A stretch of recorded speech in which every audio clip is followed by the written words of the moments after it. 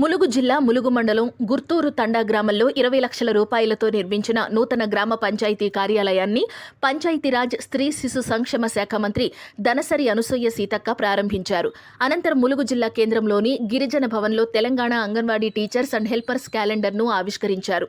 ఈ సందర్భంగా వారు మాట్లాడుతూ అంగన్వాడీల ద్వారా నిరుపేద పిల్లలకు పౌష్టికాహారం అందించడమే కాకుండా మంచి విద్యను వైద్యాన్ని కూడా అందిస్తామన్నారు. ములుగు జిల్లా వెనుకబడ్డ ప్రాంతం అనుకోకుండా అందరూ అధికారులు సహకరిస్తే అభివృద్ధి చెందిన జిల్లాగా చేసుకుందామని, రైతులకు ధరణి పోర్టల్ ద్వారా వచ్చిన ఇబ్బందులను త్వరలోనే పరిష్కరించే విధంగా ముఖ్యమంత్రి రేవంత్ రెడ్డి ఒక కమిటీని వేయడం జరిగిందన్నారు.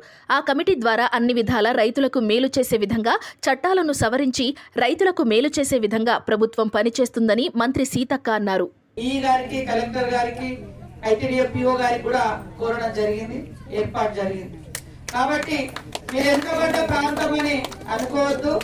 ఖచ్చితంగా ఇక్కడ యువత, ఇక్కడ ఉద్యోగులు, ఇక్కడ ప్రజలు అందరూ కూడా చదువుకున్నటువంటి వాళ్ళు ఉన్నారు. ఈ భూమి నాదే అంటే కోర్టు పోతే నీది ఏది ఆధారం అంటున్నాడు. ఆయన పట్టా ఇస్తలేరు, కాస్తో నీ పేరు లేకుండా చేసేసి దాంతో కూడా ఇబ్బంది అవుతుంది.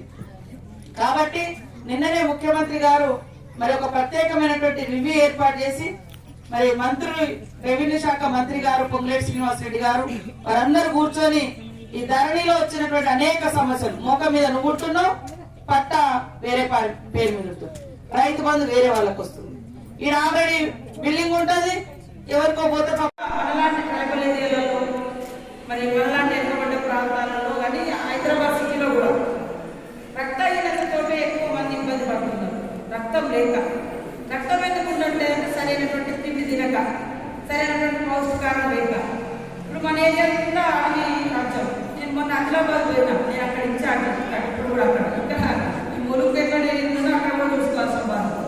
రివ్యూ పెడితే అధికారులు అందరూ ఏ జబ్బులు ఎక్కువ వస్తున్నాయంటే రక్తహీనతతో, రక్తం తక్కువ ఉండడం మూలంగా ఎలాంటి జబ్బులు వస్తాయి అవి ఎక్కువ వస్తున్నాయి అన్నారు. మరి అది ఎందుకు ఎక్కువ వస్తుందో తెలుసా అంటే ఫుడ్ లేక. మరి ఫుడ్ ఎందుకు లేదంటే అంతకుముందు మేము అంగన్వాడీ డ్యూటీ చేసాం, అందరు కలెక్టర్లు, ఆల్ కలెక్టర్స్ అందరూ. ఆ జిల్లాలో 1000 దాకా పోస్టులు ఖాళీ ఉన్నాయి. 1000 ఉమ్మడి హైదరాబాద్ జిల్లాలో 1000 అంగన్వాడీ సెంటర్లు లేవు. అంటే అదంతా ఎన్నబడంతా కోర్సు, కొలాంసు, లంబాడ, పేదలందరూ, దళితులు, ఇట్లా కొంచెం అడివేది అంటే కొద్దిగా గడపడుతుంది. మరి అలా అక్కడనే మనం ఫీడింగ్ ఎక్కువ ఇవ్వాలి. ఆ టీచర్లు లేరు, ఆయలు లేరు, పక్కన పోవాలి. ఏంటంటే ఎట్లాంటి రోగాలు ఎక్కువ వస్తున్నాయి అంటే రక్తం లేదు, రక్తం ఎందుకంటే ఫుడ్ లేదు, ఫుడ్ ఎందుకంటే కారణం ఏంటంటే ఇది కూడా మనం ఇవ్వలేకపోతున్నాం.